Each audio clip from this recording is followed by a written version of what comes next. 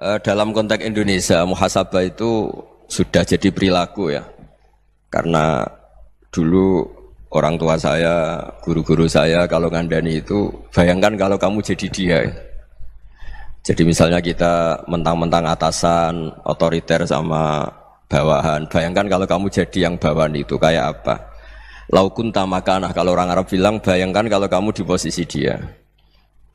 Makanya guyonannya orang-orang Indonesia itu kan orang ngaramkan judi gitu, bareng dikasih tahu. Tapi yang menang anak jenengan, alhamdulillah. Ternyata ngaramkan itu karena ada anaknya. Kalau anaknya yang menang ya seneng.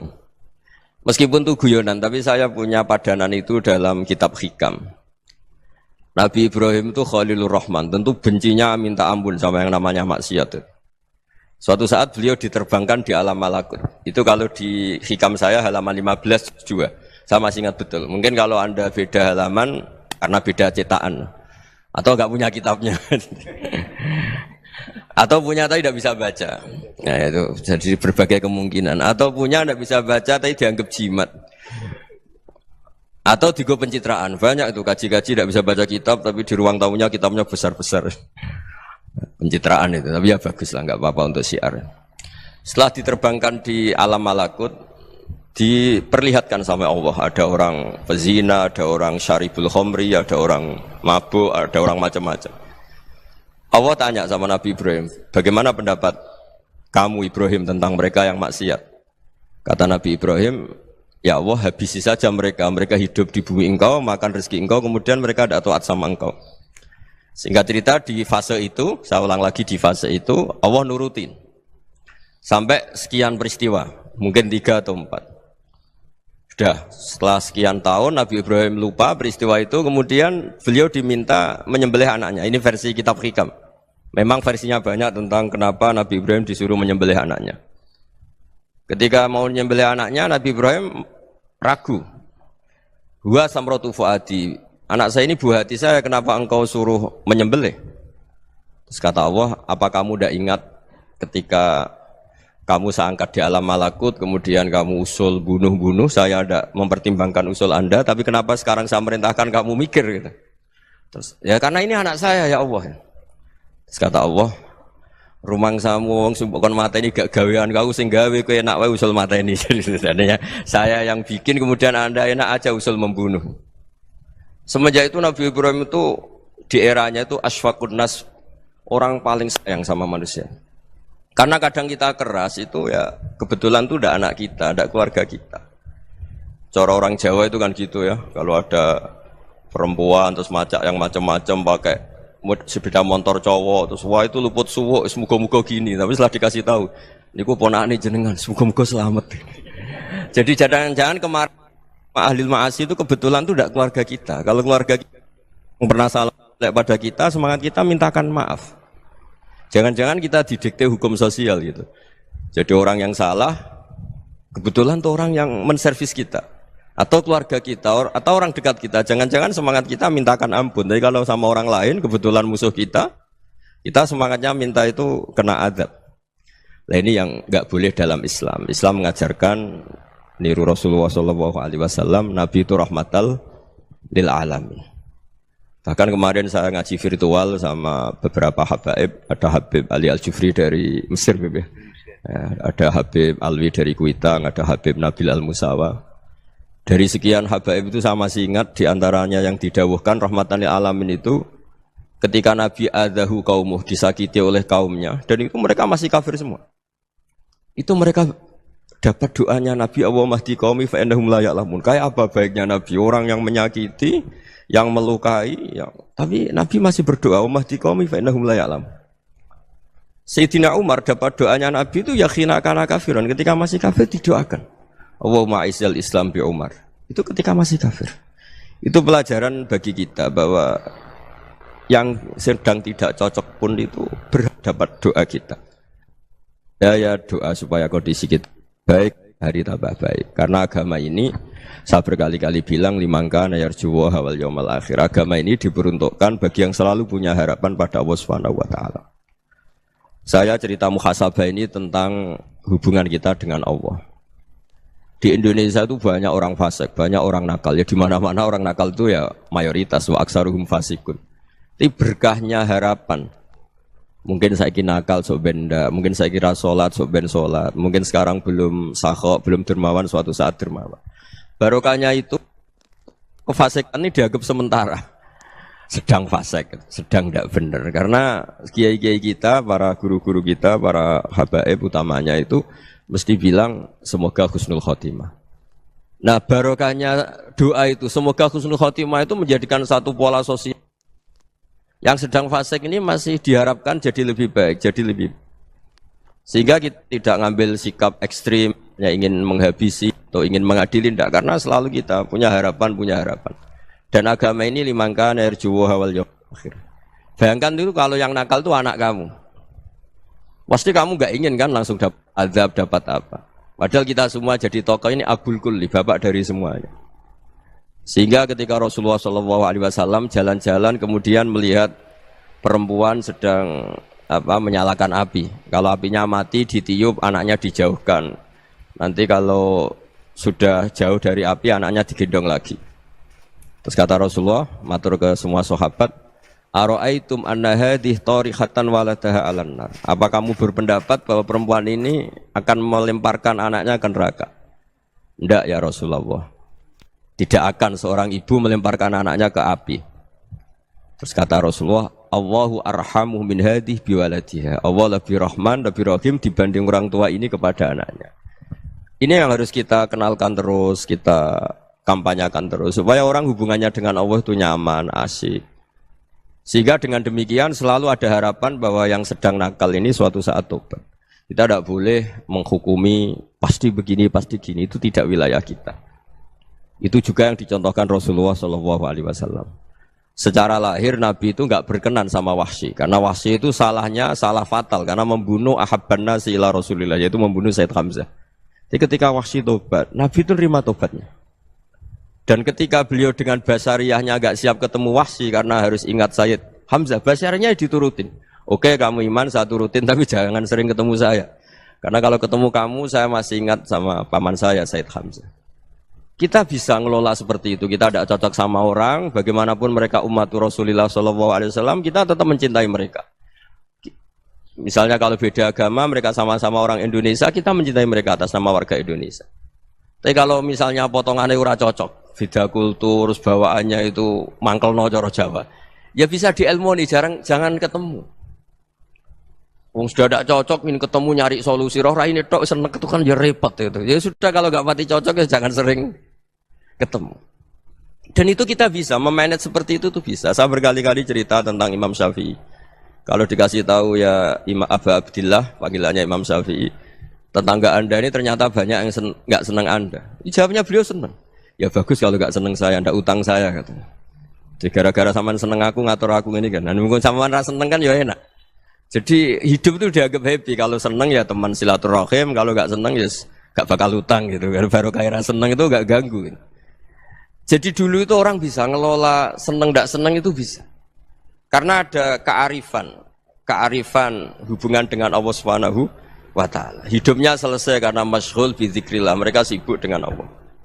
Makanya kata ulama-ulama tasawuf, kamu jangan melihat manusia perilakunya, tapi kamu juga harus ingat yang gerakkan semua itu Allah Subhanahu wa ta'ala. Dengan demikian kita farah, kita senang.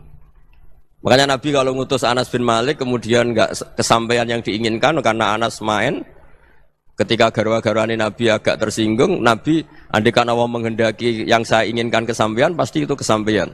Jadi dianggap kegagalan Anas gak manggil yang dituju Nabi itu ya kersane Allah, ya enteng saja. Sayyidina Ali lebih parah lagi yang dialamin. Itu dalam beliau kalau dipanggil itu gak cepet-cepet ke sana. Ketika ditanya, kenapa kamu tak panggil gak cepet ke saya? Amin tu ukubatak. Karena aku tahu engkau orang baik. Orang baik itu pemaaf. Jadi makanya orang-orang soleh dulu itu bodoni itu. Makanya sekarang kalau ada orang bodoni itu mesti beda orang soleh. Kalau orang-orang soleh itu kakean husnudzon akhirnya sering dibodonin. Abdul bin Umar itu masyhur itu. Kalau ada budaknya serang sholat, sergap sholat itu dimerdekakan. Akhirnya enggak sholat pun pura-pura sholat. Akhirnya juga dimerdekakan. Ketika ditanya, kenapa engkau merdekakan? Padahal mereka sholatnya menipu engkau, kata pembisik-pembisik itu. Man khoda'ana lillah in khoda'na lah. Dia nipu atas nama Allah, berarti saat tertipu juga atas nama Allah, enggak masalah dong, semuanya demi Allah Subhanahu wa ta'ala. Jadi ketika kita ketemu mensifati Allah Ta'ala itu ghafir, Allah pemaaf. Jangan kamu enggak fair untuk diri kamu nyifati Allah ghafir, pada orang lain Allah kamu sifati syadidul iqab. Jadi Allah kamu atur, kayak MC tadi ngatur saya. Jadi Allah itu apa? Kalau pada saya ghafir, kalau pada musuh saya syadidul iqab. Itu enggak fair. Kalau Anda punya harapan kepada Allah karena Allah Rahman Rahim, Allah ghafir, sebenarnya Allah pada musuh kita ya bisa saja Allah ghafir, bisa saja Allah Rahman Rahim. Sehingga kita melihat orang lain yang kita tidak cocok itu ya enteng saja. Itu min ummati Rasulillah sing tanaluhu syafa'atuh, tanaluhu sa'atu rahmati, tanaluhu fair. Jangan dengan kita kayak mesti dapat rahmat, jangan orang lain kayak Allah pasti syadidul iqab. Itu tidak boleh. Sehingga ketika ada orang Badui, singkat cerita orang Badui ini kencing di masjid, semua sahabat membentak dia. Yang enggak bentak hanya Nabi tok. Saking mangkelnya orang ini karena semua sahabat bentak kecuali Nabi.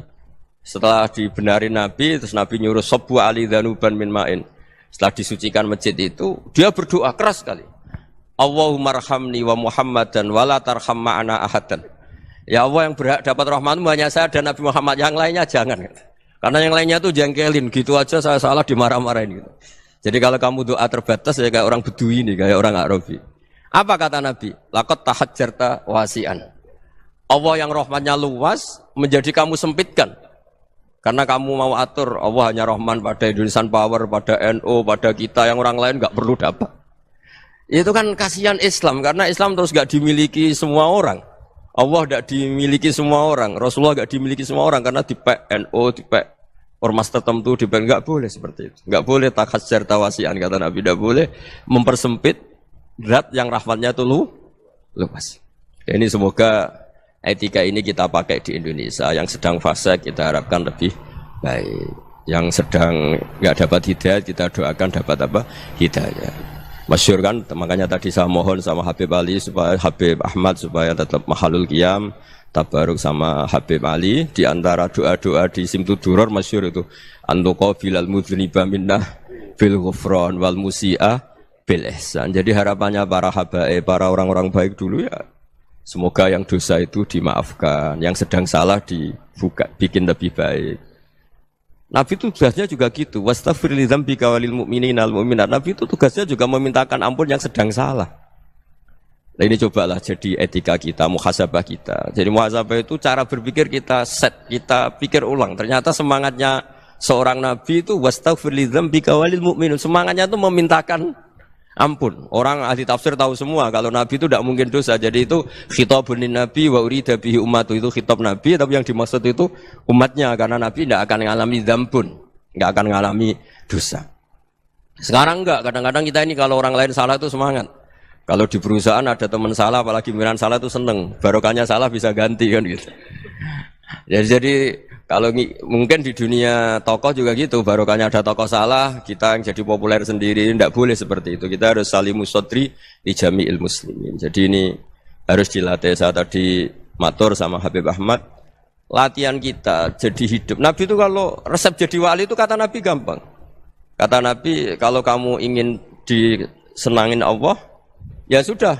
Kalau kamu asbahta wa amseta gini-gini, perasaan kamu kata Nabi, jangan punya perasaan ghil sama orang muslimin. Itu sudah wadzalika min sunnati. Makanya Nabi ngendikan la yablughni ahadun an ahadin syai'an. Ada yang baca la yuballighni ahadun an ahadin syai'an.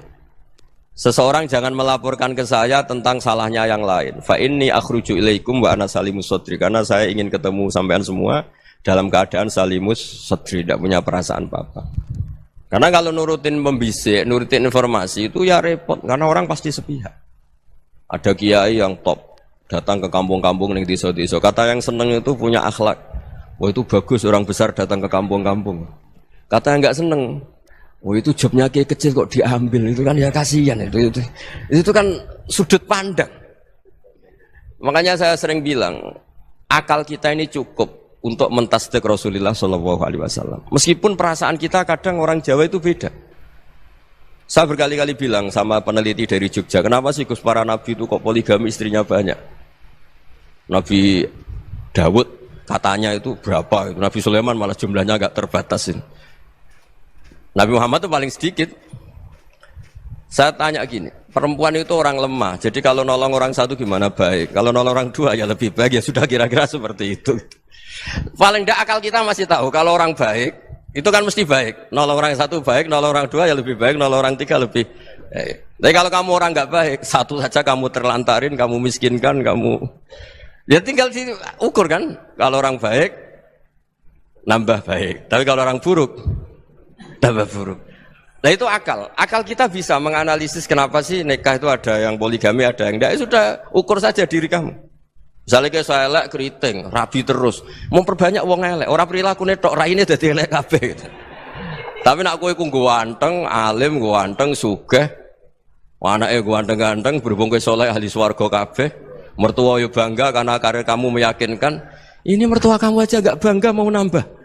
Ipar enggak bangga, mertua enggak bangga, desa kamu yang kamu wayai juga gak. Beda dengan Nabi ketika nikah Juwairiyah itu nggak ada pernikahan sebarokah Nabi dengan Juwairiyah itu asharu Rasulillah. Di situ habis perang banyak tawanan gara-gara jadi besanya Nabi langsung dibebaskan semua karena asharu Rasulillah. Sekarang besanya Kanjeng Nabi. Dulu Abu Sufyan mangkalnya bukan main sama Nabi. Gara-gara putrinya dinikah terus langsung jadi. Kalau kamu kan enggak, nikah satu, nikah lagi. Satu kampung musuhi kamu. Karena istri pertama ya cemburu, yang kedua agak bangga. Wah itu selesai itu. Di dunia wal akhirah. Maksud saya, nganalisis Islam itu harus pakai akal. Dan akal yang dipakai, ini saya bawa ke kitab Ihya, adalah pikiran-pikiran para ulama. Makanya ketika Imam Ghazali ketika ditanya, fakaifa bi muslimin fasikin asawwaha fi jami'i amri. Kalau kalian ketemu orang fasik, orang Islam tapi fasik, perilakunya enggak ada yang benar. Kata Imam Ghazali jawabnya lucu, aneh. Ma min muslimin illa wa islamuhu ta'ah. Tidak ada orang Islam kecuali dia mau Islam, membenarkan Allah dan Rasul itu sudah taatnya dia. Kok kamu tidak bisa melihat taatnya dia?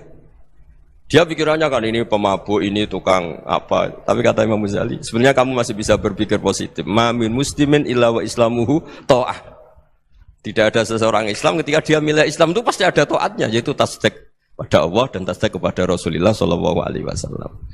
Jadi dengan pola seperti itu, maka di antara guru-guru kita yang modern ya di era Mbah Maimun, di sini ada Habib Ahmad, Habib Salim, syair yang sering dibaca beliau adalah ada orang munajat sama Allah, ini cerita munajat. Itu orang itu ngendikan gini, ana mutnibun, ana mukhtiun, ana asi, huwa rahimun, huwa ghafirun, huwa afi. Ya Allah, saya mukhti, saya orang yang salah. Ana mutnib, saya orang yang dosa. Ana asin, saya sering maksiat. Tapi engkau ya Allah, engkau ghafir, pemaaf. Engkau rahim, maha pengasih. Engkau afin, yang mudah memaafkan. Kata orang ini, ya agak kurang ajar, tapi saking senengnya sama Allah. Qobal tuhunna salasatan bisalasat. Ya gini saja ya Allah, sifat engkau diadu dengan sifat saya. Engkau Tuhan, Gusti, enggak boleh kalah katanya. Terus wasatahliban ausofu ausofi, dan engkau pasti pemenangnya gitu. Jadi ada orang rayu Allah dengan cara seperti itu ya ada ya. Saya ini manusia, salah saya banyak. Engkau ampunannya banyak. Engkau Tuhan, Gusti, enggak boleh ampunan Anda, ampunan engkau kalah dengan salah saya. Enggak boleh Tuhan kok kalah. Jadi untuk supaya orang punya harapan gitu. Banyak juga wali-wali yang jadab ketika datang ke makam Rasulullah SAW. Itu kalau dongo ya agak kacau sebetulnya, cara syariat agak kacau. Ya Allah, engkau punya dua pilihan. Jika engkau menjadikan saya soleh, surah habibu, yang senang kekasihmu, yaitu Rasulullah SAW. Tapi jika engkau menjadikan saya fasik, surah aduuk, yang senang itu setan. Monggo jenengan mau menyenangkan kekasih jenengan, mau menyenangkan musuh jenengan, monggo. Jenengan bebas kok memilih. Nah, mestinya Allah ya senang menyenangkan kekasihnya. Jadi ya, intinya Allah dipaksa untuk menjadikan dia orang soleh gitu. Jadi kayak kemarin itu Pak Bu siapa yang kesini itu, yang sama jenengan itu, Bulia kesini itu sama Habib Ahmad. Saya pertama nggak mau, lama-lama Habib Ahmad. Ini gimana Gus? Orang taunya saya dekat jenengan, kalau nggak kasil saya waduh. Ini kayak doanya wali yang tadi. Nggak punya pilihan, nggak ada pilihan. Jadi saya mohon muhasabah itu dimulai cara berpikir. Makanya di sini sebetulnya teks ini supaya dapat barokahnya Ihya, ini kitab yang disenangi para habaib, para ulama. Sebetulnya teks di muhasabah itu redaksinya gini ya, yang lengkap. Hasibu anfusakum qabla an tuhasabu, wazinuha qabla an tuzanu, wa tahayya'u lil ardil akbar. Jadi ada kata wazinu, jadi ukur. Perilaku Anda ini diukur, ditakar. Misalnya kita sebagai suami kan ya punya hal-hal yang kita tidak ideal. Corong Jawa mesti pesek, cara rezeki ya pas-pasan. Dan kita juga kalau makanya agak boleh tanya istri begini, apa saat cinta pertama Anda? Pasti Anda kecewa. Orang jadi istri hanya korban terakhir gitu. Sudah. Karena orang kalau ngelamar kemana-mana gak jadi, yang jadi istri itu pasti korban terakhir gitu. Jarang istri pilihan pertama, jarang. Ayo semua yang nikah. Rata-rata itu pilihan Anda pertama Pak, dari sekian ditolak di mana-mana terus. Ya perempuan terakhir. Kamu juga korban terakhir. Gitu. Itu wali-wali dulu kalau ngandani kita itu sederhana. Antal ini masyhur diceritakan Habib Zain bin Semit dalam kitab Al-Manhajus Sawi. Antalam tajid min nafsika kullama turid. Fa kaifa turidu min ghairika kullama turid. Kamu yang ingin ideal saja, kamu tidak menemukan pada diri kamu untuk menjadi ideal. Kamu kan ingin ganteng, ingin punya uang banyak, ingin perilaku Anda sempurna. Anda saja yang punya keinginan tidak bisa mewujudkan keinginan Anda sendiri. Fa kaifa turidu min ghairika ma turid. Jadi antalam tajid min nafsika kullama turid. Fa kaifa turidu min ghairika kullama turid. Kamu yang punya keinginan saja. Misalnya saya ingin punya uang banyak, perilaku saya selalu benar, gak pernah salah. Loh, saya yang ingin saja dengan diri saya, gak bisa untuk benar terus. Kok kamu berharap orang lain selalu benar? Jadi anta lam tajid ya sama. Kalau kamu menuntut istri kamu itu ramah, neriman, apa kamu neriman sama wajah istri Anda gitu? Engko yo pola ning dindi jajaki sana jajaki sini kamu sendiri ndak kona apa. Jadi itu nasihat yang luar biasa. Anta lam tajid min nafsika kullama turid, fa kaifa turidu min ghairika kullama turid. Kamu mau menghormati semua orang, ndak mau kan? Kemudian Anda berharap semua orang menghormati kamu. Kamu ndak ingin kan orang lain semua menghujat kamu. Sementara kamu enak aja menghujat orang lain. Makanya Rasulullah SAW itu luar biasa ketika bikin kaidah sosial. Apa la yu'minu ahadukum hatta yuhibba li akhihi ma yuhibbu li nafsi. Jadi kalau ukuran iman itu sederhana. Kalau sesuatu itu baik, nyaman bagi Anda ya bayangkan itu pada teman Anda. Misalnya Anda bangun tidur sudah acak-acakan, enggak punya uang, utang jatuh tempo, kan enggak ingin ketemu orang. Ya kamu jangan bertamu ke jenis ini karena dengan kamu yang alami juga enggak siap ketemu orang. Makanya ada Habib Alim itu dilapuri sama seseorang. Beb, dulu teman saya itu ketika saya kaya itu sering main ke saya. Setelah saya miskin, mereka tidak main ke saya. Kata Habib itu bagus, sunnah Allah begitu itu bagus. Coba kalau kamu dulu kaya, teman kamu main kan kamu gaya. Di rumah ada makanan, bisa hormat tamu. Setelah kamu miskin jadi buruh manol di pasar atau buruh bikin boto, teman kamu datang, malu enggak kamu? Mendingan enggak datang gitu. Akhirnya baru, oh ya alhamdulillah kalau gitu. Loh ya kan dulu teman kita datang, kita ada Alphard, istri cantik, rumah bagus. Lah kita miskin, buruhnya orang pas dibentak-bentak, teman kamu udah datang. Milih datang kamu enggak kalau setelah kamu jatuh? Enggak kan? Jadi barokahnya ilmu itu terus. Ya, tapi kadang-kadang orang tuh, wah setelah saya miskin teman-teman enggak kasih ke sini. Ya kalau kamu sudah jatuh, teman-teman kamu situ jadi tontonan. Ya mulai sekarang cara berpikir itu dirubah. Dulu yang namanya kiai itu kalau diundang orang itu ya agak-agak senang. Semenjak saya itu agak rubah. Mengundang kiai, ngatur kiai itu tak haram-haramkan ya ada lumayan lah sekarang itu sudah mulai agak beretika. Dulu itu ngundang tuh tanggalnya ditentukan, jamnya ditentukan. Enggak mikir apa kiai saat itu nganggur, enggak. Punya wadifah, enggak. Dia milih tanggal yang dia nganggur, enggak mikir pas itu kiainya nganggur apa. Enggak. Ya saya hanya cerita aja, kamu tersinggung ya monggo, boten nggih monggo itu kan. Jadi saya mohonlah supaya tadi saya juga matur ke Habib Ahmad. Jadi untuk orang merasa ikut sunnah Rasul itu gampang sekali kata Sayyid Muhammad. Dulu Nabi berpakaian ala daerahnya. Kalau mikot ya pakai mikotu baladi. Karena Nabi orang Madinah dan beliau berdomisili di Madinah ya misalnya mikotnya dari Bir Ali misalnya. Tapi kalau Anda orang kawasan Tanim mau umrah ya dari Tanim, misalnya kawasan Jirona ya dari Jirona. Artinya apa? Kamu ngambil mikot karena Nabi mikot misalnya dari Bir Ali, bukan berarti kamu harus seperti Nabi di Bir Ali, kamu orang Mekah, misalnya kamu orang Tanim, orang dia harus dari mikot itu apa? Baladi. Sama, makanya di fikih-fikih itu kalau teknik anak, Nabi orang Arab, halawiyatnya kurma ya kurma. Kalau orang Jawa sedegan, semua podo-podo. Ya, podo-podo manis. Jadi ini tabaruk sama Sayyid Muhammad, ini ada murid beliau, Habib Ahmad, sahabatnya. Supaya orang itu merasa ikut Nabi itu gampang sekali.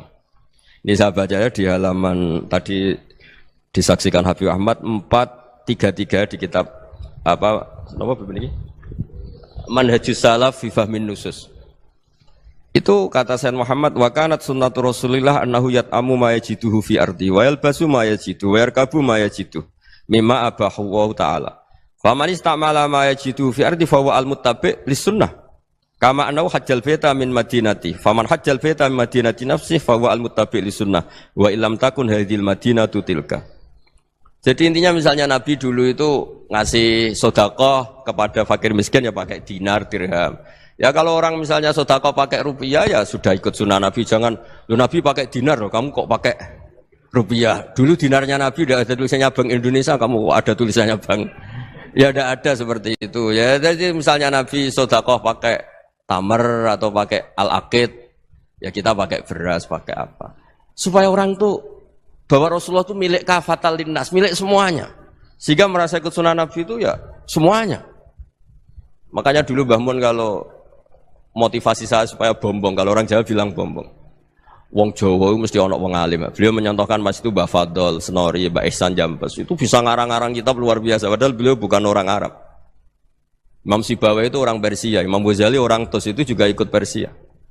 Kata Mbah Mun, wong sing ora Arab lah mesti untuk jatah alim kata beliau. Karena Nabi itu diutus kafatal linnas. Nah ini kalau orang yang alim itu Arab tok, berarti tidak ada perwakilan dari Afrika, dari Asia Tenggara, dari mana-mana. Makanya karena Nabi statusnya itu kafatal linnas. Jadi kita harus bangga sebagai Muslim, sebagai orang Indonesia karena misalnya Wali Kutub dulu terkenalnya hanya ada di Yaman, di mana.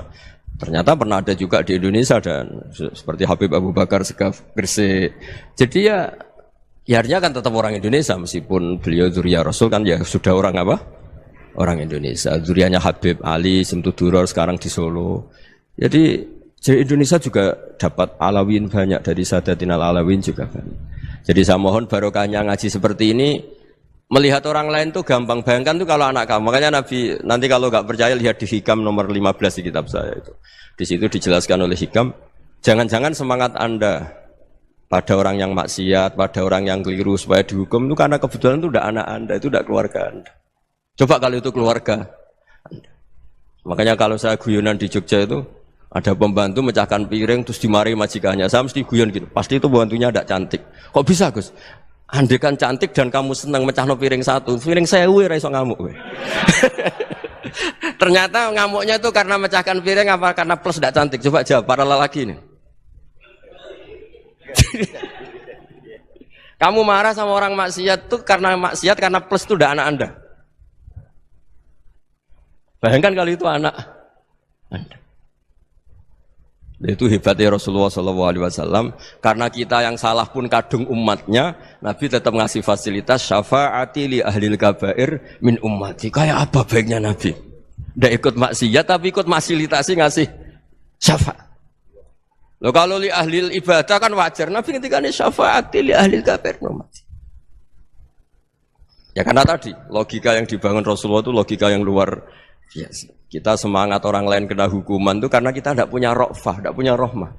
Coba kalau Rasulullah yang bil mu'minina ra'ufur rahim, semangatnya itu mendoakan supaya tobat, mendoakan diampuni.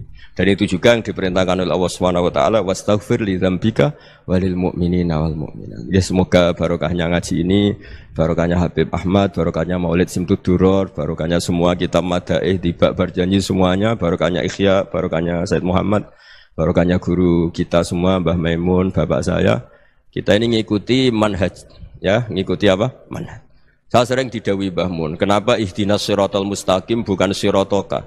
bukan jalan engkau ya Allah. Karena Allah itu enggak bisa kamu tiru. Allah itu tidak tidur, tidak makan, tidak kesel, tidak capek. Yang bisa ditiru itu siratal ladzina an'amta alaihim. Yang bisa ditiru manusia ya niru manusia. Karena Allah itu tidak bisa ditiru. Makanya ihdinas siratal mustaqim siratal ladzina. Dan niru siapa? Niru guru-guru kita. Termasuk niru cara pandang. Jadi misalnya ada orang awam di rumah itu hanya delok reng, delok tikus liwat, itu kan kayak nganggur. Kok ora tahajud malah main delok reng. Melihatnya jangan gitu. Huwa tarokal ma'asiyah. Dia di rumahnya ndak dugem, ndak kemana-mana. Dia berarti malam itu tarkul ma'asi. Tidak nyopet, tidak garong, tidak ke tempat maksiat. Susahnya apa sih husnudzon? Jadi jangan lihat huwa tarkut tahajud, huwa tarokat tahajud, wa taroka qiyamul lail. Oke ya, namanya orang begitu ya tidak tahajud, tidak qiyamul lail. Tapi susahnya apa sih kamu bilang huwa tarokal ma'asiyah? Dia juga meninggalkan maksiat, dan tarkul maksiat itu tuh ibadah. Supaya orang tuh gampang lah husnudzon sama orang muslim. Ini orang mukmin, orang yang luar biasa. Di mata Allah itu orang yang luar biasa. Kayak tadi Imam Ghazali, kalau saya ketemu orang muslim kemudian dia tidak pernah baik, gimana? Kata Imam Ghazali, ma min muslimin illa wa islamuhu ta'ah. Tidak ada orang Islam ketika dia mentasdihkan Allah dan Rasulullah, berarti dia juga punya taat. Ya ini latihan saja, sing iso nglakoni Habib Ahmad kula namung cerita mawon. Kula cerita secara akademik, saya punya kitab, saya baca dan alhamdulillah kita paham barokahnya para guru dan supaya terbiasalah. Sebaik-baiknya ibadah husnudzon billah wa husnudzon bil mu'minin. Soal tidak cocok ya diilmoni tadi ya, namanya enggak cocok ya jangan sering ketemu. Seperti Rasulullah SAW, beliau karena sangat mencintai Sayyid Hamzah, ketemu orang yang pernah begitu sama Sayyid Hamzah ya beliau secara basyariah tidak siap. Tapi beliau secara cara bahasa sekarang, secara profesional, kalau beliau seorang nabi dan harus menerima tobatnya siapapun ya diterima. Saya meskipun dengan A, B gak cocok karena dia begini-begini sama saya, tapi saya ingat dia sholat, dia baca sholawat, dia mencintai Rasulullah. Ya kita hormat. Ya soal gak cocok ya di manage tadi ya. Zuruhiban tasdid huban. Kalau gak pati cocok ya jangan sering ketemu, bawaannya enak nanti. Ya semuanya itu diilmoni lah. Makanya ngendikane Ma'ruf Al-Qurhi ada yang baca Al-Kharki, mangqala fil yaumi salasa marrat aw marham umat Muhammad kutiba minal abdal. Karena semangat mencintai siapapun satu hari sering baca marham umat Muhammad, wa ma asli umat Muhammad, wa ma tajawaz an umati Muhammad. Itu mesti kutiba minal abdal. Dia pasti termasuk wali abdal. Maksudnya semangat mencintai. Ya dilatih lah. Misalnya Indonesia Power atau PLN, andai kan tidak ada PLN itu kayak apa? Orang nggak bisa ngaji, tidak bisa aktivitas, ya barokahnya ada PLN, barokahnya jasanya.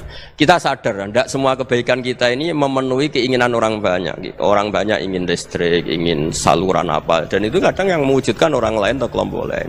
Ya karena itu manfaat ke orang lain ya kita doakan. Karena khairun nas anfa'uhum linnas. Sehingga kita terbiasalah ngakui orang lain. Seperti semangatnya Rasulullah SAW, semuanya itu didoakan, semuanya diinginkan kebaikannya. Bahkan Nabi gak putus asa sampai di akhirat.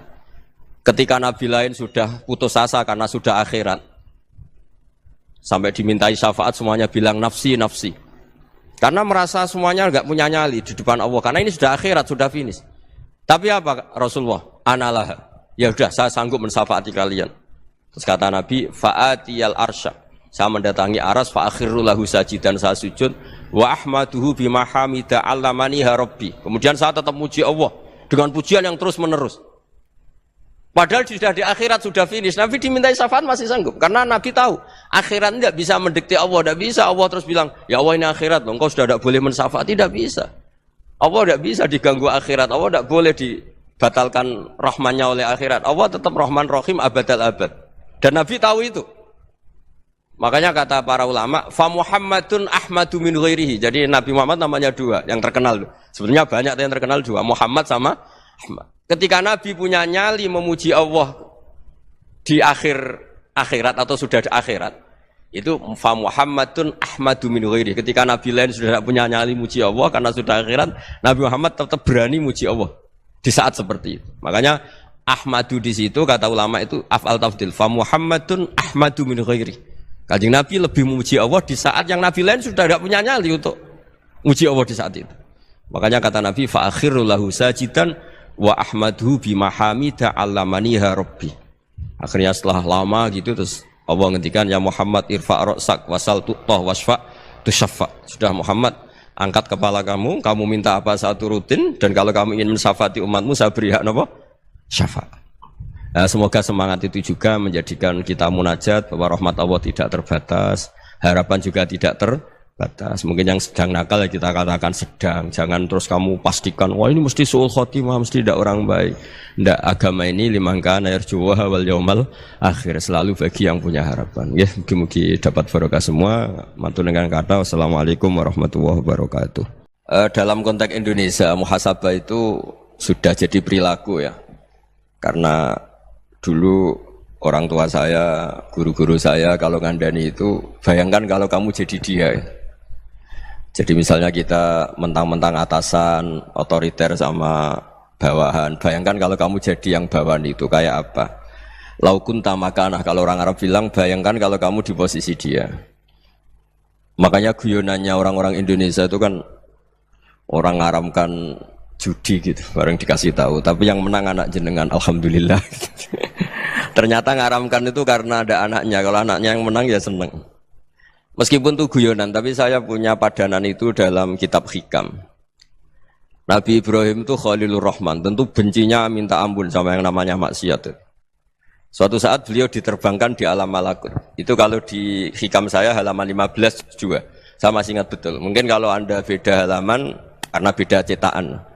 Atau enggak punya kitabnya. Atau punya tapi tidak bisa baca.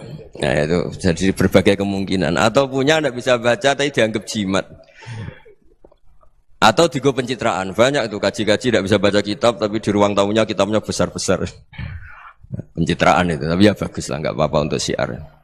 Setelah diterbangkan di alam malakut, diperlihatkan sama Allah, ada orang pezina, ada orang syaribul khomri, ada orang mabuk, ada orang macam-macam. Allah tanya sama Nabi Ibrahim, bagaimana pendapat kamu Ibrahim tentang mereka yang maksiat? Kata Nabi Ibrahim, ya Allah habisi saja mereka, mereka hidup di bumi engkau, makan rezeki engkau, kemudian mereka tidak taat sama engkau. Singkat cerita di fase itu, saya ulang lagi di fase itu, Allah nurutin sampai sekian peristiwa, mungkin 3 atau 4. Sudah, setelah sekian tahun Nabi Ibrahim lupa peristiwa itu, kemudian beliau diminta menyembelih anaknya. Ini versi kitab Hikam. Memang versinya banyak tentang kenapa Nabi Ibrahim disuruh menyembelih anaknya. Ketika mau menyembelih anaknya, Nabi Ibrahim ragu. Huwa samratu fuadi. Anak saya ini buah hati saya, kenapa engkau suruh menyembelih? Terus kata Allah, apa kamu tidak ingat ketika kamu saya angkat di alam malakut, kemudian kamu usul bunuh-bunuh, saya tidak mempertimbangkan usul Anda, tapi kenapa sekarang saya merintahkan kamu mikir gitu. Terus, ya karena ini anak saya ya Allah. Terus kata Allah, rumang samu wong sing bukan mata ini gak gawean kau sing gawe kowe enak wae usul mata ini. Jadi saya yang bikin, kemudian Anda enak aja usul membunuh. Semenjak itu Nabi Ibrahim itu di eranya itu asfaqun nas, orang paling sayang sama manusia. Karena kadang kita keras itu ya kebetulan itu udah anak kita, ada keluarga kita. Cara orang Jawa itu kan gitu ya. Kalau ada perempuan terus macak yang macam-macam pakai sepeda motor cowok terus wah itu luput suwo, semoga-moga gini. Tapi setelah dikasih tahu, niku ponakane jenengan, semoga-moga selamat. Jadi jangan-jangan kemarin ahli ma'asi itu kebetulan itu tidak keluarga kita. Kalau keluarga kita yang pernah salah pada kita, semangat kita mintakan maaf. Jangan-jangan kita didikte hukum sosial gitu. Jadi orang yang salah, kebetulan itu orang yang menservis kita. Atau keluarga kita, atau orang dekat kita. Jangan-jangan semangat kita mintakan ampun. Tapi kalau sama orang lain, kebetulan musuh kita semangatnya minta itu kena adab. Nah ini yang nggak boleh dalam Islam. Islam mengajarkan niru Rasulullah SAW, Nabi itu rahmatal lil alamin. Bahkan kemarin saya ngaji virtual sama beberapa habaib, ada Habib Ali Al-Jufri dari Mesir, ya. Ada Habib Alwi dari Kuitang, ada Habib Nabil Al-Musawa. Dari sekian habaib itu saya masih ingat diantaranya yang didawuhkan rahmatan lil alamin itu ketika Nabi adahu kaumuh, disakiti oleh kaumnya, dan itu mereka masih kafir semua. Itu mereka dapat doanya Nabi, Allah mahdi qaumi fa innahum la ya'lamun. Kayak apa baiknya Nabi, orang yang menyakiti, yang melukai, tapi Nabi masih berdoa, Allah mahdi qaumi fa innahum la ya'lamun. Sayyidina Umar dapat doanya Nabi itu ya khina kana kafiran, ketika masih kafir didoakan. Allahumma aizzal Islam bi Umar. Itu ketika masih kafir. Itu pelajaran bagi kita bahwa yang sedang tidak cocok pun itu berdapat doa kita. Ya doa supaya kondisi kita baik, hari tambah baik. Karena agama ini saya berkali-kali bilang limangka nayarjuwa wal yaumal akhir. Agama ini diperuntukkan bagi yang selalu punya harapan pada Allah Subhanahu wa taala. Saya cerita muhasabah ini tentang hubungan kita dengan Allah. Di Indonesia itu banyak orang fasik, banyak orang nakal. Ya di mana-mana orang nakal itu ya mayoritas wa aksaruhum fasikun. Tapi berkahnya harapan. Mungkin saya kira nakal sok benda, mungkin saya kira sholat sok ben sholat, mungkin sekarang belum sakhok, belum dermawan, suatu saat dermawan. Barokahnya itu kefasikan ini dianggap sementara. Sedang fasik, sedang tidak benar. Karena kiai-kiai kita, para guru-guru kita, para habaib utamanya itu mesti bilang semoga husnul khotimah. Nah barokahnya doa itu, semoga husnul khotimah itu menjadikan satu pola sosial. Yang sedang fasik ini masih diharapkan jadi lebih baik, jadi lebih. Sehingga kita tidak ngambil sikap ekstrim, yang ingin menghabisi atau ingin mengadili, tidak. Karena selalu kita punya harapan, Dan agama ini limangka nerjuwa wal yaumal akhir. Bayangkan itu kalau yang nakal itu anak kamu. Pasti kamu nggak ingin kan langsung dapat azab, dapat apa. Padahal kita semua jadi tokoh ini abul kulli, bapak dari semuanya. Sehingga ketika Rasulullah SAW jalan-jalan kemudian melihat perempuan sedang menyalakan api. Kalau apinya mati ditiup, anaknya dijauhkan. Nanti kalau sudah jauh dari api, anaknya digendong lagi. Terus kata Rasulullah, matur ke semua sahabat, Aro'aitum anna hadih tarihatan waladaha alan nar. Apa kamu berpendapat bahwa perempuan ini akan melemparkan anaknya ke neraka? Tidak ya Rasulullah. Tidak akan seorang ibu melemparkan anaknya ke api. Terus kata Rasulullah, Allahu arhamu min hadih biwaladiha. Allah lebih rahman, lebih rahim dibanding orang tua ini kepada anaknya. Ini yang harus kita kenalkan terus, kita kampanyakan terus supaya orang hubungannya dengan Allah itu nyaman, asik. Sehingga dengan demikian selalu ada harapan bahwa yang sedang nakal ini suatu saat tobat. Kita tidak boleh menghukumi pasti begini, pasti gini, itu tidak wilayah kita. Itu juga yang dicontohkan Rasulullah SAW. Secara lahir Nabi itu enggak berkenan sama Wahsy, karena Wahsy itu salahnya salah fatal karena membunuh ahabban nasi ila Rasulillah, yaitu membunuh Said Hamzah. Jadi ketika Wahsy tobat, Nabi itu terima tobatnya. Dan ketika beliau dengan basariyahnya agak siap ketemu Wahsy karena harus ingat Sayyid Hamzah, basariyahnya diturutin. Oke, kamu iman, saya turutin, tapi jangan sering ketemu saya. Karena kalau ketemu kamu, saya masih ingat sama paman saya, Sayyid Hamzah. Kita bisa ngelola seperti itu. Kita tidak cocok sama orang, bagaimanapun mereka umat Rasulullah SAW, kita tetap mencintai mereka. Misalnya kalau beda agama, mereka sama-sama orang Indonesia, kita mencintai mereka atas nama warga Indonesia. Tapi kalau misalnya potongannya ora cocok, beda kultur, bawaannya itu mangkel no coro Jawa, ya bisa diilmoni, jangan ketemu. Wong sudah tidak cocok, ingin ketemu nyari solusi, roh ini tok seneng itu kan ya repot itu. Ya sudah kalau nggak pati cocok ya jangan sering ketemu. Dan itu kita bisa memanage seperti itu tuh bisa. Saya berkali-kali cerita tentang Imam Syafi'i. Kalau dikasih tahu ya Imam Aba Abdillah, panggilannya Imam Syafi'i, tetangga anda ini ternyata banyak yang nggak senang anda. Jawabnya beliau senang. Ya bagus kalau nggak senang saya, ndak utang saya katanya. Jadi gara-gara sampean seneng aku ngatur aku ini kan. Dan mungkin sampean rasa seneng kan ya enak. Jadi hidup itu dianggap happy. Kalau seneng ya teman silaturahim, kalau nggak seneng ya nggak bakal utang gitu. Baru kayak seneng itu nggak ganggu. Gitu.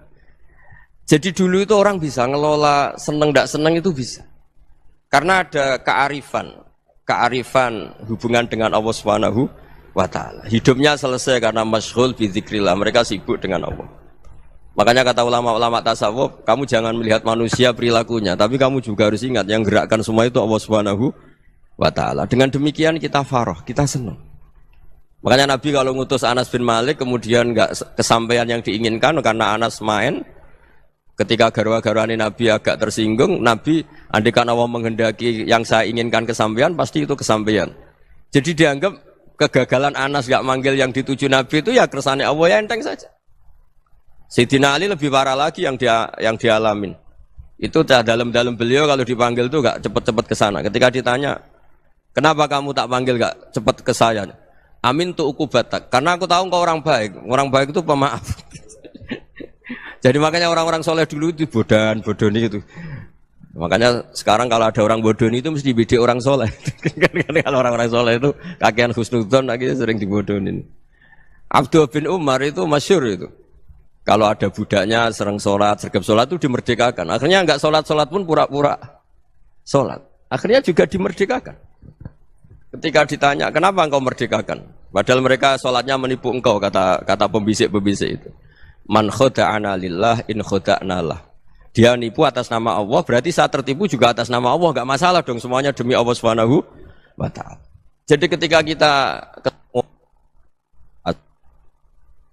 mensifati Allah Ta'ala itu ghafir. Allah pemaaf. Jangan kamu enggak fair untuk diri kamu nyifati Allah ghafir, pada orang lain Allah kamu sifati syadidul iqab. Jadi Allah kamu atur, kayak MC tadi ngatur saya. Jadi Allah itu apa? Kalau pada saya ghafir, kalau pada musuh saya syadidul iqab. Itu tidak fair.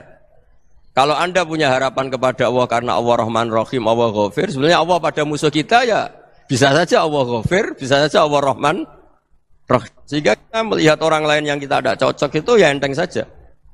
Itu min ummati Rasulillah sing tanaluhu syafa'atuh, tanaluhu sa'atu rahmati, tanaluhu fair. Jangan dengan kita kayak mesti dapat rahmat, jangan orang lain kayak Allah pasti syadidul iqab. Itu tidak boleh. Sehingga ketika ada orang Badui, singkat cerita orang Badui ini kencing di masjid, semua sahabat membentak dia. Yang enggak bentak hanya Nabi tok. Saking mangkelnya orang ini karena semua sahabat bentak kecuali Nabi. Setelah dibenarin Nabi, terus Nabi nyuruh sabbu ali dhanuban min ma'in. Setelah disucikan masjid itu, dia berdoa keras sekali. Allahumma arhamni wa Muhammadan wa la tarham ma'ana ahadan.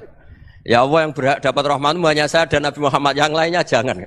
Karena yang lainnya tuh jengkelin, gitu aja saya salah dimarah-marahin gitu. Jadi kalau kamu doa terbatas ya kayak orang Bedui ini, kayak orang Arabi. Apa kata Nabi? Laqad tahajjarta wasi'an. Allah yang rahmatnya luas menjadi kamu sempitkan. Karena kamu mau atur Allah hanya Rahman pada Indonesian Power, pada NU, pada kita yang orang lain nggak perlu dapat. Itu kan kasihan Islam karena Islam terus nggak dimiliki semua orang. Allah nggak dimiliki semua orang, Rasulullah nggak dimiliki semua orang karena di NU, di ormas tertentu, di nggak boleh seperti itu. Nggak boleh takhasyar tawasian kata Nabi, nggak boleh mempersempit zat yang rahmatnya itu luas. Ini semoga etika ini kita pakai di Indonesia. Yang sedang fase kita harapkan lebih baik. Yang sedang nggak dapat hidayah kita doakan dapat apa? Hidayah. Masyhur kan, makanya tadi saya mohon sama Habib Ali supaya Habib Ahmad supaya tetap mahalul qiyam, tabaruk sama Habib Ali. Di antara doa-doa di Simtuduror masyhur itu antuqabilal mudhniba minnah bil ghufran wal musi'ah bil ihsan. Jadi harapannya para habaib, para orang-orang baik dulu ya semoga yang dosa itu dimaafkan, yang sedang salah dibuka, bikin lebih baik. Nabi itu tugasnya juga gitu. Wastaghfir li dzambika walil mu'minina wal mu'minat. Nabi itu tugasnya juga memintakan ampun yang sedang salah. Nah, ini cobalah jadi etika kita, muhasabah kita. Jadi muhasabah itu cara berpikir kita set, kita pikir ulang. Ternyata semangatnya seorang nabi itu wastaghfir li dzambika walil mu'minun. Semangatnya itu memintakan ampun. Orang ahli tafsir tahu semua kalau Nabi itu tidak mungkin dosa. Jadi itu khitabun Nabi wa urida bihi ummatu, itu khitab Nabi tapi yang dimaksud itu umatnya karena Nabi tidak akan mengalami dzambun, tidak akan mengalami dosa. Sekarang enggak, kadang-kadang kita ini kalau orang lain salah itu semangat. Kalau di perusahaan ada teman salah apalagi pimpinan salah itu seneng. Barokahnya salah bisa ganti kan gitu. Jadi kalau mungkin di dunia tokoh juga gitu, barokahnya ada tokoh salah, kita yang jadi populer sendiri, tidak boleh seperti itu. Kita harus salimus sodri di jami'il muslimin. Jadi ini harus dilatih. Saya tadi matur sama Habib Ahmad, latihan kita jadi hidup. Nabi itu kalau resep jadi wali itu kata Nabi gampang. Kata Nabi, kalau kamu ingin disenangin Allah, ya sudah. Kalau kamu asbahta wa amseta gini-gini, perasaan kamu kata Nabi, jangan punya perasaan ghil sama orang muslimin. Itu sudah wadzalika min sunnati. Makanya Nabi ngendikan la yablughni ahadun an ahadin syai'an. Ada yang baca la yuballighni ahadun an ahadin syai'an. Seseorang jangan melaporkan ke saya tentang salahnya yang lain. Fa inni akhruju ilaikum wa ana salimus sadri. Karena saya ingin ketemu sampean semua dalam keadaan salimus sadri, tidak punya perasaan apa-apa. Karena kalau nurutin pembisik, nurutin informasi itu ya repot, karena orang pasti sepihak. Ada kiai yang top, datang ke kampung-kampung ning desa-desa. Kata yang seneng itu punya akhlak. Wah itu bagus orang besar datang ke kampung-kampung. Kata yang enggak seneng, wah itu jobnya kiai kecil kok diambil, itu kan ya kasihan itu kan sudut pandang. Makanya saya sering bilang, akal kita ini cukup untuk mentasdik Rasulullah Shallallahu Alaihi Wasallam. Meskipun perasaan kita kadang orang Jawa itu beda. Saya berkali-kali bilang sama peneliti dari Jogja, kenapa sih Gus para nabi itu kok poligami istrinya banyak? Nabi Dawud katanya itu berapa? Nabi Sulaiman malah jumlahnya agak terbatas ini. Nabi Muhammad itu paling sedikit. Saya tanya gini, perempuan itu orang lemah, jadi kalau nolong orang satu gimana baik? Kalau nolong orang dua ya lebih baik, ya sudah kira-kira seperti itu. Paling tidak akal kita masih tahu kalau orang baik itu kan mesti baik. Nolong orang satu baik, nolong orang dua ya lebih baik, nolong orang tiga lebih baik. Tapi kalau kamu orang nggak baik, satu saja kamu terlantarin, kamu miskinkan, kamu ya tinggal diukur kan. Kalau orang baik nambah baik, tapi kalau orang buruk tambah buruk. Nah itu akal. Akal kita bisa menganalisis kenapa sih nikah itu ada yang poligami, ada yang enggak. Ya sudah, ukur saja diri kamu. Misalnya kayak saya elek keriting, rabi terus, memperbanyak wong elek, orang perilaku netok raine dadi elek kabeh gitu. Tapi nak kowe ku ganteng, alim, ganteng, sugih, anake ganteng-ganteng, berhubung kowe saleh ahli swarga kabeh, mertua yo bangga karena karir kamu meyakinkan. Ini mertua kamu aja gak bangga mau nambah. Ipar gak bangga, mertua gak bangga, desa kamu yang kamu wayai juga gak. Beda dengan Nabi ketika nikah Juwairiyah itu gak ada pernikahan sebarokah Nabi dengan Juwairiyah itu. Azharu Rasulillah, di situ habis perang banyak tawanan gara-gara jadi besanya Nabi langsung dibebaskan semua karena Azharu Rasulillah. Sekarang besanya Kanjeng Nabi. Dulu Abu Sufyan mangkalnya bukan main sama Nabi. Gara-gara putrinya dinikah terus langsung jadi. Kalau kamu kan enggak, nikah satu, nikah lagi, satu kampung musuhnya. Karena istri pertama ya cemburu, yang kedua agak bangga. Wah itu selesai itu. Di dunia wal akhirah. Maksud saya, nganalisis Islam itu harus pakai akal. Dan akal yang dipakai, ini saya bawa ke kitab Ihya, adalah pikiran-pikiran para ulama. Makanya ketika Imam Ghazali ketika ditanya, fakaifa bi muslimin fasikin asawwaha fi jami'i amri. Kalau kayak ketemu orang fasik, orang Islam tapi fasik, perilakunya enggak ada yang benar. Kata Imam Ghazali jawabnya lucu, aneh. Ma min muslimin illa wa islamuhu ta'ah. Tidak ada orang Islam kecuali dia mau Islam, membenarkan Allah dan Rasul itu sudah taatnya dia. Kok kamu tidak bisa melihat taatnya dia? Dia pikirannya kan ini pemabuk, ini tukang apa. Tapi kata Imam Ghazali, sebenarnya kamu masih bisa berpikir positif. Ma min muslimin illa wa islamuhu ta'ah. Tidak ada seseorang Islam ketika dia milih Islam itu pasti ada taatnya, yaitu tasdik pada Allah dan tasdik kepada Rasulullah sallallahu alaihi wasallam. Jadi dengan pola seperti itu, maka di antara guru-guru kita yang modern ya di era Mbah Maimun, di sini ada Habib Ahmad. Habib Salim, syair yang sering dibaca beliau adalah ada orang munajat sama Allah, ini cerita munajat. Itu orang itu ngendikan gini, ana mudnibun, ana mukhtiun, ana asi. Huwa rahimun, huwa ghafirun, huwa afi. Ya Allah, saya mukhti, saya orang yang salah. Ana mudnib, saya orang yang dosa. Ana asin, saya sering maksiat. Tapi engkau ya Allah, engkau ghafir, pemaaf. Engkau rahim, maha pengasih. Engkau afin, yang mudah memaafkan. Kata orang ini, ya agak kurang ajar, tapi saking senengnya sama Allah. Qobal tuhunna salasatan bisalasati. Ya gini saja ya Allah, sifat engkau diadu dengan sifat saya. Engkau Tuhan, Gusti, enggak boleh kalah katanya. Terus wasatahliban ausofu ausofi, dan engkau pasti pemenangnya gitu. Jadi ada orang rayu Allah dengan cara seperti itu ya ada ya. Saya ini manusia, salah saya banyak. Engkau ampunannya banyak. Engkau Tuhan, Gusti, enggak boleh ampunan Anda, ampunan engkau kalah dengan salah saya. Enggak boleh Tuhan kok kalah. Jadi untuk supaya orang punya harapan gitu. Banyak juga wali-wali yang jadab ketika datang ke makam Rasulullah SAW. Itu kalau dongo ya agak kacau sebetulnya, cara syariat agak kacau. Ya Allah, engkau punya dua pilihan. Jika engkau menjadikan saya soleh, surah habibu, yang senang kekasihmu, yaitu Rasulullah SAW. Tapi jika engkau menjadikan saya fasik, surah adubu, yang senang itu setan.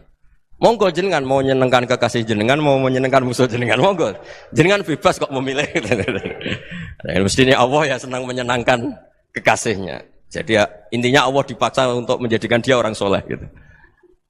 Jadi kayak kemarin itu Pak Bu siapa yang kesini itu yang sama jenengan kuliah kesini itu sama Habib Ahmad. Saya pertama nggak mau, lama-lama Habib Ahmad. Ini gimana Gus? Orang taunya saya dekat jenengan, kalau nggak kasih saya waduh. Ini kayak doanya wali yang tadi. Nggak punya pilihan, Bu. Nggak ada pilihan. Jadi saya mohon muhasabah itu dimulai cara berpikir. Makanya di sini sebetulnya tag ini supaya dapat barokahnya Ihya. Ini kitab yang disenangi para habaib, para ulama. Sebetulnya tag di muhasabah itu redaksinya gini ya, yang lengkap. Hasibu anfusakum qabla an tuhasabu wa zinuha qabla an tuzanu wa tahayya'u lil ardil akbar. Jadi ada kata wazinu, jadi ukur. Perilaku Anda ini diukur, ditakar. Misalnya kita sebagai suami kan ya punya hal-hal yang kita tidak ideal. Cara wong Jawa mesti pesek. Cara rezeki ya pas-pasan itu. Dan kita juga kalau, makanya nggak boleh tanya istri begini, apa saya cinta pertama Anda? Pasti Anda kecewa. Orang jadi istri hanya korban terakhir gitu. Sudah. Karena orang kalau ngelamar kemana-mana nggak jadi, yang jadi istri itu pasti korban terakhir gitu. Jarang istri pilihan pertama, jarang. Ayo semua yang nikah. Rata-rata itu pilihan Anda pertama Pak, dari sekian ditolak di mana-mana terus.